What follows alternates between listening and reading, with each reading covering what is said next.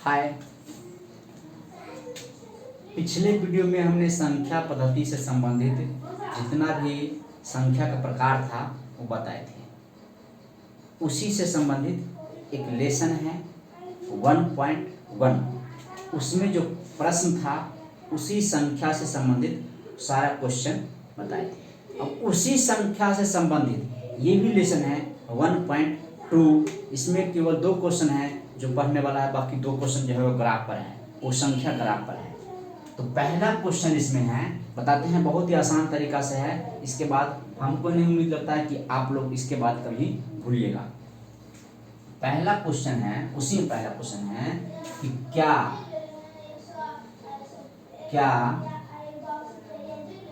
सभी अपरिमेय संख्या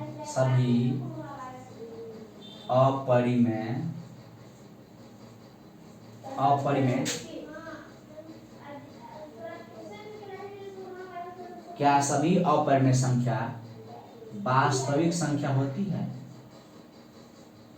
वास्तविक संख्या होती है, ये क्वेश्चन। सबसे पहले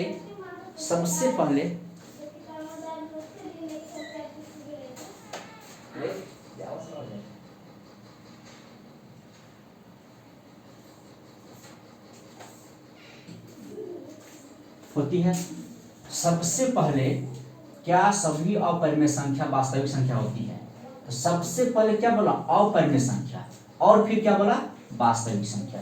ये नंबर हम अच्छी तरह से बता चुके हैं इसको कि अपरिमेय संख्या क्या होता है और वास्तविक संख्या क्या होता है। वास्तविक संख्या सभी होता है वास्तविक संख्या।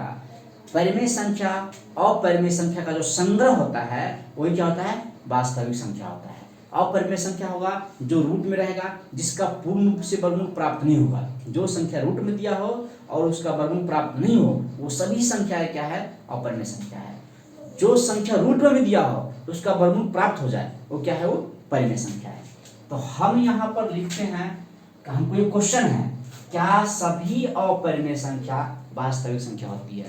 तो हाँ, होती है। कैसे होती है ये समझना है। होती तो है, कैसे होती है ये समझना है हमको। तो कैसे होती है हमको क्या बोला पहले? अपरिमेय संख्या, अपरिमेय संख्या। अपरिमेय संख्या का हम एक संग्रह लिखेंगे। अपरिमेय संख्या क्या बोला है? केवल और केवल रूट में रहेगा, और रूट में वैसा संख्या रहेगा जिसका वर्गमूल प्राप्त नहीं होगा, पूर्ण रूप से वर्गमूल प्राप्त नहीं होगा। तो जैसे में हम 2 लेते हैं, √2, √3, √5, √6, √8, √10, √11, √12 etc। अब हम यही बोलेंगे कि हम यहाँ पर √4 काहे नहीं दिए, √9 काहे नहीं दिए। यहाँ पर हम √9 क्यों नहीं दिए? तो √9 इसलिए नहीं दिए हैं क्योंकि 4 का वर्गमूल हमको निकल जाएगा 2, 9 का वर्गमूल निकल जाएगा हमको 3। ये क्या है? ये अपरिमेय संख्या नहीं होगा, ये परिमेय संख्या आ जाएगा। ये क्या आ जाएगा? हमको परिमेय संख्या आ जाएगा। तो ये अच्छी तरह समझ लेना है। इससे संबंधित परिमेय और अपरिमेय संख्या का जो भी क्वेश्चन आएगा, इस तरह पहचानने में एक भी क्वेश्चन नहीं आप लोगों से छूटेगा। एक भी क्वेश्चन एग्जाम में नहीं छूटेगा। ऑब्जेक्टिव हो या फिर सब्जेक्टिव हो, 2-2 नंबर का पूछता है सब्जेक्टिव में बनाने के लिए, और ऑब्जेक्टिव में 1 नंबर का पूछता है। उम्मीद है कि आप लोगों को एक भी क्वेश्चन इस चैप्टर से नहीं छूटना चाहिए। इस चैप्टर मतलब संख्या पद्धति से नहीं छूटना चाहिए। अब हमको क्या बोला? वास्तविक संख्या है। तो वास्तविक संख्या इसका मतलब संख्या का मतलब संख्या। वास्तविक संख्या का हम संग्रह लिख देंगे। वास्तविक संख्या क्या है कि परिमेय संख्या भी होगा और अपरिमेय संख्या होगा। सभी संख्या क्या है? वास्तविक संख्या है। तो हम √2 लिखे, हम केवल 2 लिखे, √2 लिखे, ये भी वास्तविक है। हम केवल 3 लिखे, √3 लिखे, ये भी क्या है? वास्तविक संख्या है। अलग अलग लिख रहे हैं। हम केवल 5 लिखे और √5 लिखे, ये क्या है?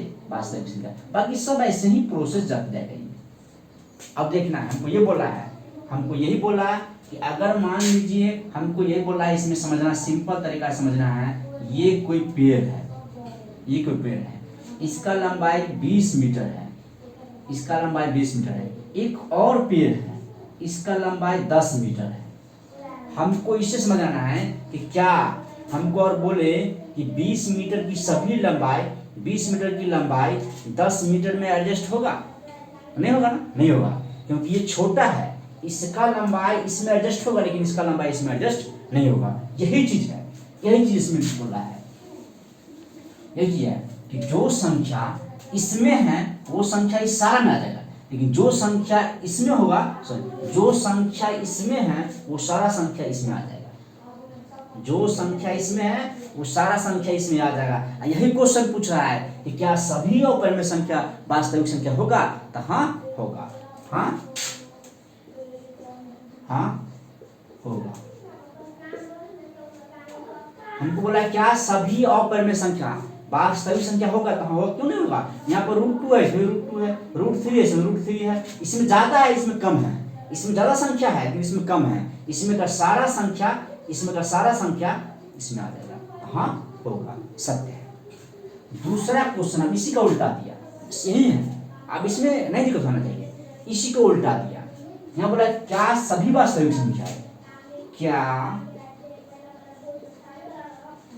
सभी वास्तविक संख्या, क्या सभी वास्तविक संख्या, ये इसी को उल्टा दिया, क्या सभी वास्तविक संख्या अपरिमेय संख्या होगी? अपरिमेय संख्या होगी, अपरिमेय संख्या होगी, ये क्वेश्चन है। अब इसको उल्टा दिया, हम यही चीज फिर लिख लेंगे, क्या नहीं लिखेंगे क्योंकि ऑलरेडी इसमें दिए हुए हैं।